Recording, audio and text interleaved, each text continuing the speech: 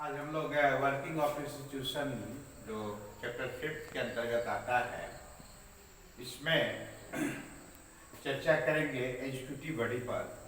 आप सबको ज्ञात होगा कि एग्जीक्यूटिव बॉडी में हमने स्पष्ट किया था कि इसमें president, vice president, prime minister, council of ministers and all concern officers के बारे में चर्चा की थी। तो इसमें क्या होता है कि एग्जीक्यूटिव बॉडी को दो पार्ट में बांटा गया है। तो एक जो है उसको पॉलिटिकल एग्जीक्यूटिव के नाम से हम जानते हैं, और दूसरा जो है उसको हम परमानेंट एग्जीक्यूटिव के नाम से जानते हैं। तो परमानेंट एग्जीक्यूटिव पर हम बाद में चर्चा करेंगे। तो पॉलिटिकल एग्जीक्यूटिव पर हम लोग क्या किए थे, तो प्रेसिडेंट के बारे में चर्चा कर चुके थे कि कैसे प्रेसिडेंट का इलेक्शन होता है, यानी संसद के दोनों सदनों के निर्वाचित तथा प्रत्येक राज्य विधानमंडल के प्रत्येक इलेक्टेड मेंबर के द्वारा राष्ट्रपति का चयन होता है। उसी प्रकार से उपराष्ट्रपति के चयन में भी संसद के दोनों सदनों के निर्वाचित सदस्यों के द्वारा निर्वाचन होता है। ये डायरेक्ट जनता के द्वारा चुने गए प्रतिनिधियों के माध्यम से जो रिप्रेजेंटेटिव होते हैं वे सारे मिलकर के प्रेसिडेंट और वाइस प्रेसिडेंट का इलेक्शन करते हैं, चुनाव करते हैं। ये क्लियर हो चुका था। इस पर हम लोग डिटेल्स में चर्चा भी किए थे। प्रेसिडेंट का फिर अपॉइंटमेंट के बाद उसका कार्यकाल, और कार्यकाल के बाद हमने स्पष्ट किया था कि यदि ऐसा लगे कि प्रेसिडेंट संविधान के विपरीत कार्य कर रहा है तो ऐसी स्थिति में प्रेसिडेंट को उनके पद से हटाया भी जा सकता है, ठीक है ना। तो उसके लिए भी क्या प्रक्रिया है, इम्पीचमेंट आदि के बारे में, इम्पीचमेंट कैसे लाया जाता है उसके बारे में हमने चर्चा की थी। फिर उसके बाद फिर प्रेसिडेंट का जो इलेक्शन होता है उसमें वोट वैल्यू एक एमएलए का कितना होता है, एक एमपी का क्या होता है, उसके लिए क्या फॉर्मूले हैं, इन सारी बातों पर हम लोगों ने चर्चा कर चुकी है हम लोगों ने। तो अब है कि फिर उसके प्रेसिडेंट के क्या अधिकार, कार्य क्षेत्र है, इन सारी बातों पर चर्चा हो चुकी है।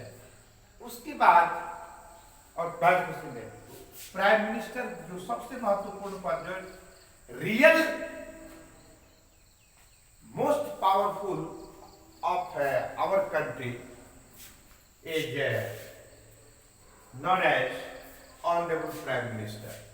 अब यानी कि कॉन्स्टिट्यूशनल चीफ प्रेसिडेंट होते ही हैं, और इनके कार्य अधिकार से जो भी कार्य होते हैं राष्ट्रपति के नाम से होता है, सब ये स्पष्ट हो चुका है।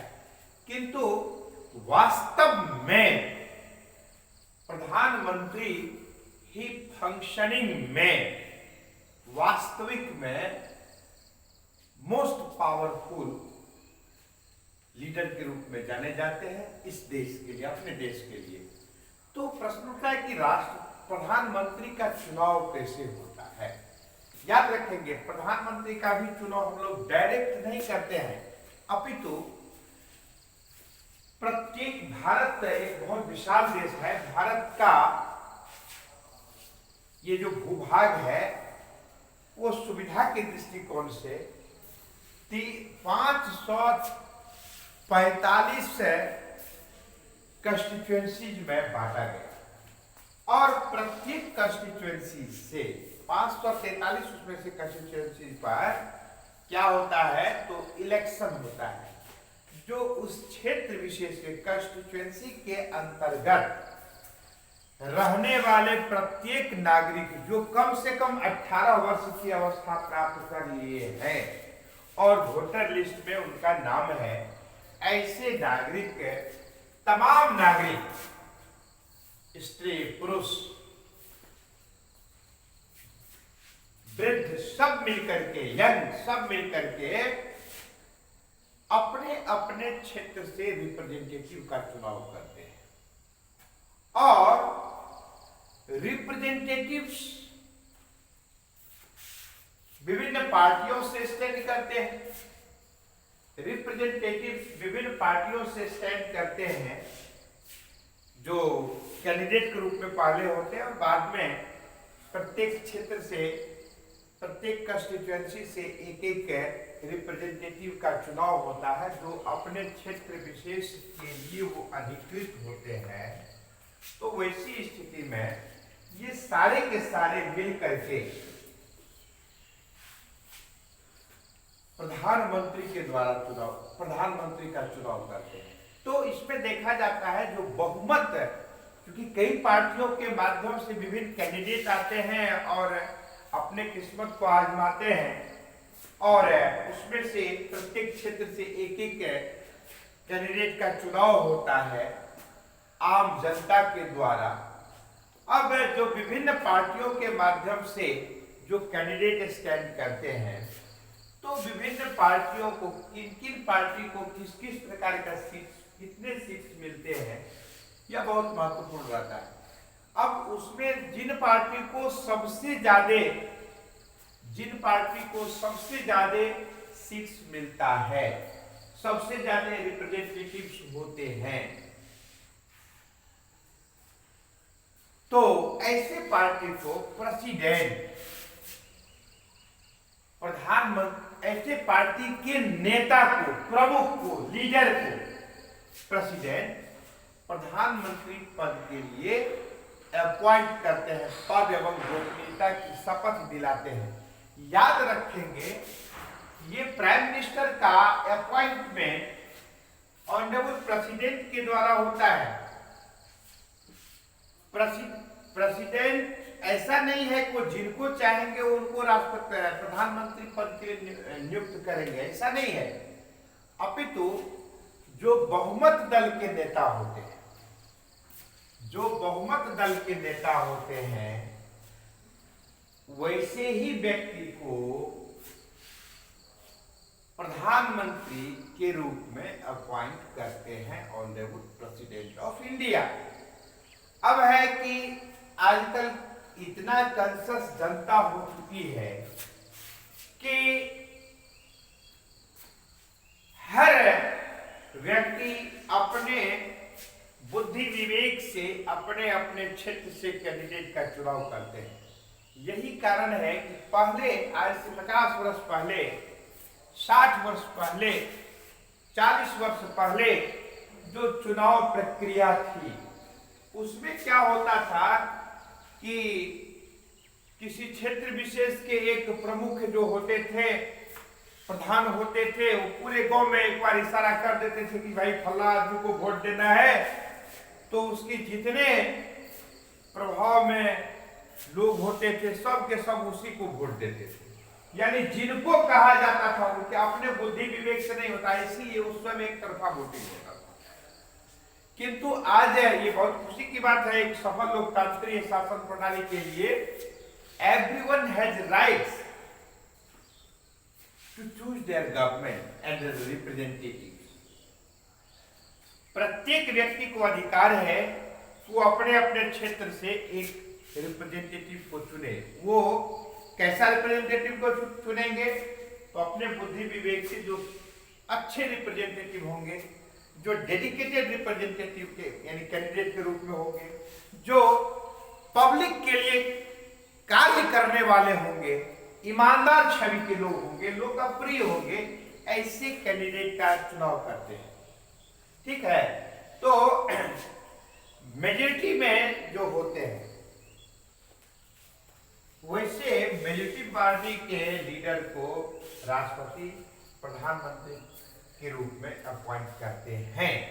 कभी कभी और आजकल तो खास करके देखा जाता है कि अब सिंगल पार्टी ऐसी नहीं के बराबर है जो स्वयं के आधार पर बहुमत हासिल कर सके, यानी मोर देन 50% सीट ला सके। इसीलिए आजकल फैशन हो गया है कि विभिन्न पार्टियों का एलाइन करके ताकि बहुमत को हासिल किया जा सके और गवर्नमेंट फॉर्म किया जा सके।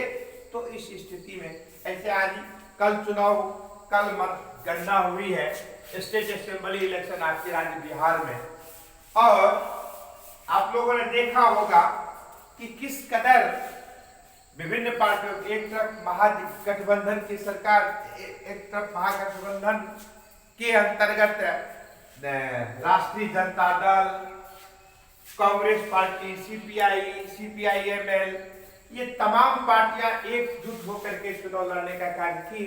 तो दूसरी तरफ एनडीए के अंतर्गत भारतीय जनता पार्टी, जदयू और वीआईपी आदि के साथ मिलकर के चुनाव लड़ने का कार्य किया गया।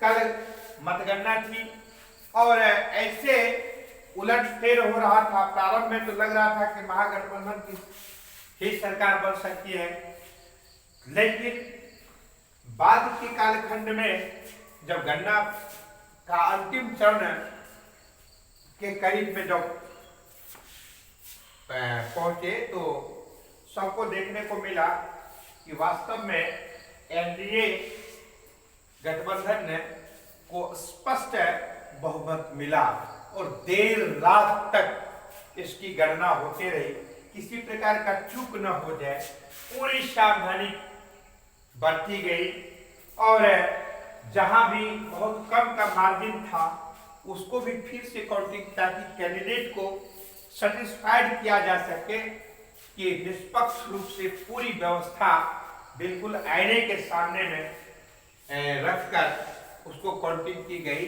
और अंततः एनडीए गवर्नमेंट को स्पष्ट बहुमत मिला और उस बहुमत के आधार पर अब आज से कल तक नीतीश जी के नेतृत्व में सरकार को फॉर्म करने की बात होगी, गवर्नर से मिलेंगे, वो तो स्टेट गवर्नमेंट की बात है। किंतु मैं यहाँ पर सेंट्रल गवर्नमेंट की बात कर रहा हूँ। तो राष्ट्रपति भी जो बहुमत दल के नेता हैं या फिर पार्टी के नेता हैं या फिर विभिन्न पार्टियों का एलायन है, जिसको हम लोग कोalition गवर्नमेंट के नाम से भी जानते हैं, एक से अधिक पार्टियां जब मिलकर के गवर्नमेंट फॉर्म करती है तो उसको कोalition गवर्नमेंट के नाम से जाना जाता है। तो ऐसे सिंगल लार्जेस्ट पार्टी को यदि बहुमत मिलता है तो उत्तम है, किंतु आजकल कैंडिडेट्स, नेता लोग रिस्क बहुत नहीं लेना चाहते हैं, कई पार्टियों का कर लेते हैं। यद्यपि पिछले 2014 ईस्वी में जो चुनाव हुआ था, पार्लियामेंट्री इलेक्शन जो हुआ था, उसमें एनडीए अलायंस जो था भले ही था, किंतु बीजेपी को स्पष्ट बहुमत मिल चुका था, किंतु अलायंस के साथ चुनाव लड़े गए थे। ये खुशी की बात है। ये हमारे माननीय यशस्वी प्रधानमंत्री नरेंद्र मोदी जी की पॉपुलैरिटी की बात है। फिर 2019 में भी जो दोबारा चुनाव हुआ तो उसमें भी स्पष्ट बहुमत सिंगल पार्टी को, बीजेपी को मिल गया, लेकिन विभिन्न पार्टियों का अलायंस के साथ गवर्नमेंट फॉर्म की, ये सब शुभ संकेत है। और कल का भी आप लोगों ने गणना देख ही लिया, बिहार में भी उसी प्रकार से फिर एनडीए गठबंधन की सरकार को बहुमत देर रात्रि तक की स्थिति बन गई और आज से कल तक तो संभव है कि फिर पार्टी के द्वारा निर्णय लिया जाएगा, कब गवर्नमेंट फॉर्म करने की बात होगी, गवर्नर से मिला जाएगा, ये बात की बात है। तो मेरा बताने का प्रयोजन यह है कि प्रधानमंत्री का चुनाव, राष्ट्रपति अपॉइंटमेंट, राष्ट्रपति किसी व्यक्ति विशेष को नहीं कर सकते हैं। यदि कहना है prime minister is a very important political institute in the country, there is no direct election to the post of the prime minister. Prime Minister is appointed by the President Doda, but the President cannot appoint to anyone as he like. यानी कि जिनको वो पसंद करेंगे उनको बना देंगे, ऐसा नहीं। प्रेसिडेंट उन्हीं को अपॉइंट करेंगे प्राइम मिनिस्टर के रूप में जो बहुमत दल का नेता होगा, जिनके पास में पूर्ण बहुमत है या बहुमत साबित करने की क्षमता रखता है, ऐसे ही व्यक्ति को भारत का प्रधानमंत्री पद के लिए नियुक्त किया जाता है महामहिम राष्ट्रपति महोदय के द्वारा। तो इस प्रकार से प्राइम मिनिस्टर का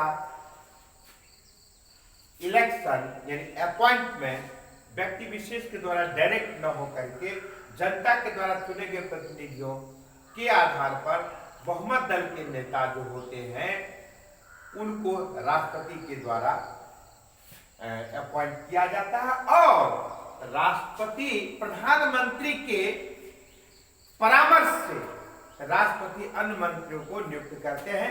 तो आज की कक्षा में इतना ही, शेष अगले दिन हम लोग चर्चा करेंगे। धन्यवाद।